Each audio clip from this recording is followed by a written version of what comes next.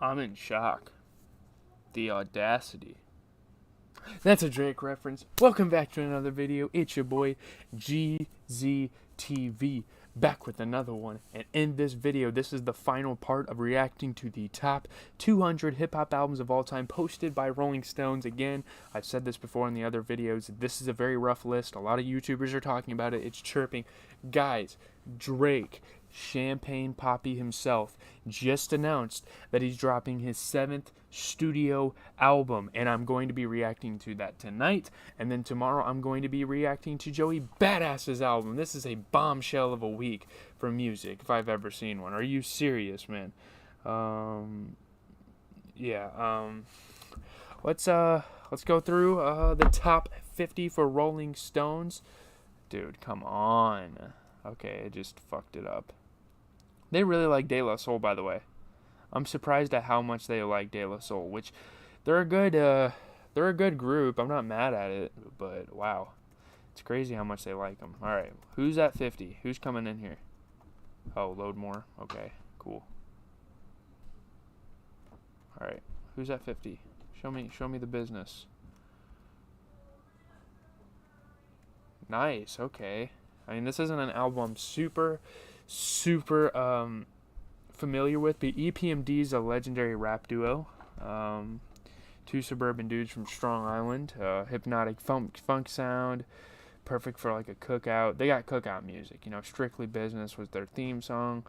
Eric Sermon and Parrish Smith talking their shit. They looped I Shot the Sheriff. Turned it into a futuristic groove. Okay, I can respect what they did. Let's see who's at 49. All right, you got to get this classic out of the way, right? You have to. A lot of people would probably put it higher just because of how iconic it is in hip hop, man. We're talking about NWA's Straight Out of Compton, man. I really appreciate this record. I appreciate every member in NWA.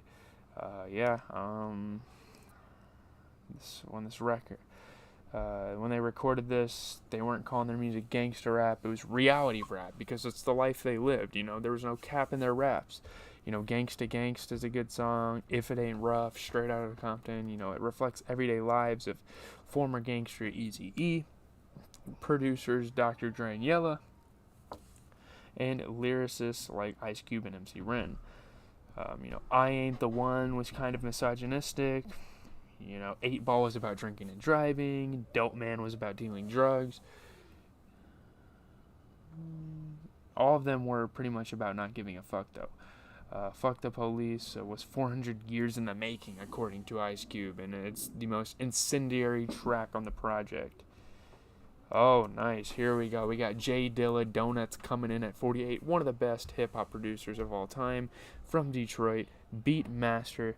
He made this album in his hospital room. He was dying from a blood disease. He knew he didn't have time to waste. He died 3 days after the album dropped, so people were kind of expecting it, of course. But he died doing what he loved. He packs a lifetime's worth of sonic imagination into these instrumental grooves. Wildly inventive mixology on this album. 31 brief fractals that weave in and out of each other. A swirl of funk, soul, cartoon music, progressive rock. Dilla came out of the 1990s Soulquarian scene. Here he is alone with the music, throwing all his brilliance into one last gift to the world, and that's one of the main reasons this project is so important and so iconic in rap music. You got a guy pretty much on his deathbed delivering his best work before he goes. Shout out to J Dilla, man. This is an album. I don't think I've heard this album. I've heard a couple tracks. They're very fucking good. He's a very good producer. I know that for a damn fact. But man, rest in peace to J Dilla. He was a legend. Missy. Wait, what? Missy Elliott. Okay, we got a Missy Elliott entry at here at 47. This top 50 isn't completely blowing me away so far, but there's very, very iconic artists on here. Super Duper Fly. Timbaland and her built this album in 2 weeks. It's seminal. It's mind-bending. It's avant-garde. It's a testament to alchemical connections between producer and rapper. Hours in their Virginia studio. They both grew up there. They produced otherworldly experiments after otherworldly experiments. shaping songs that featured era-defining stars such as Aaliyah, Lil Kim, Busta Rhymes. Missy Elliott carried the new generation of rap on her back and really gave them the light with this album. I like that she did that. Sounded like transmissions from a distant futuristic planet, ahead of its time, I guess. The Rain is a standout. There's a choir of crickets. Soul-powered Socket to Me spun the music world in a new direction, made Missy one of the most groundbreaking polymaths in the music industry. What?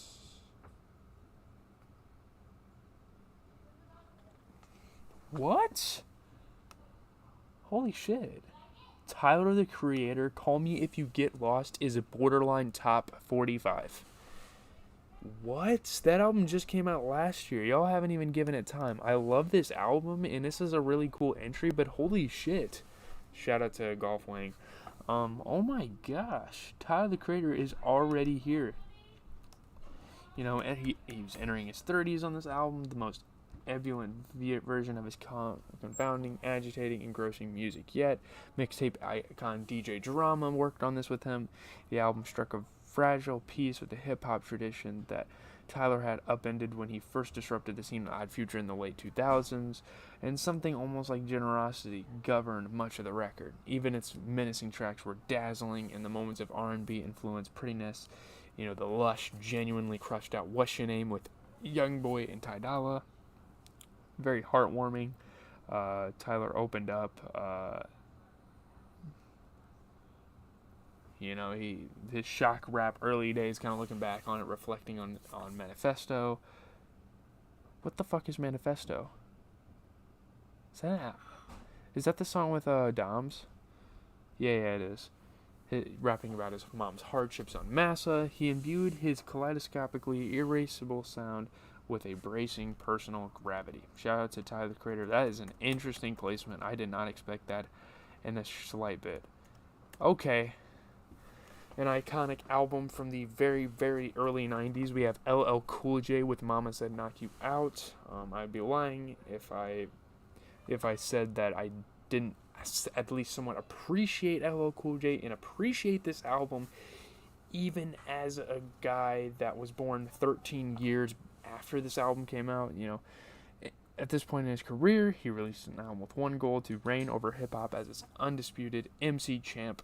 He was for a little bit. He definitely held that crown for a little bit. He influenced a lot of people. But man, LL Cool J.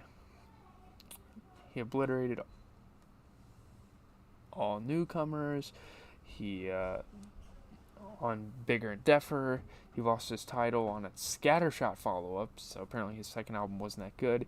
He got in the ring here, throwing haymaker punchlines in the video for the Grammy-winning title track, Mama Said Knock You Out, one of the most iconic hip-hop songs of all time. Marley Marl produced it, returned on this record. Kinetic Bang Zoom stoked his joy at bending language at his will and flicking syllables like precise, stinging jabs. Marley Marl and LL Cool J putting together a really good tape here. Genius?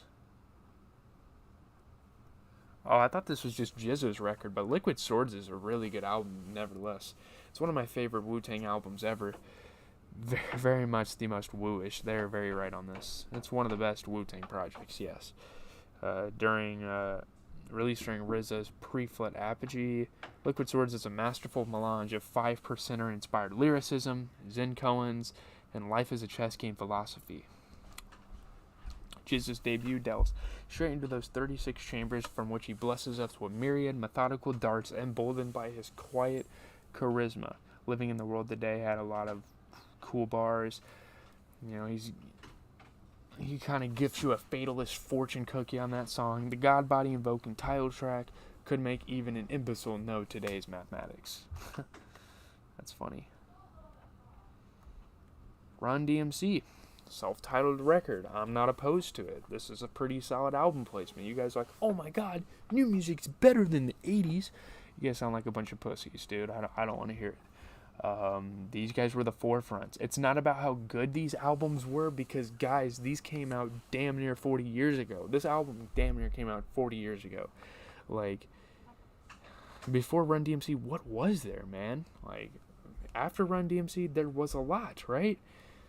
The after still reverberates almost 4 decades later. The group's debut, hip hop's first gold-selling album. Like, guys, this was the first big album in hip hop history, guys. Reducing the genre to its elemental boom.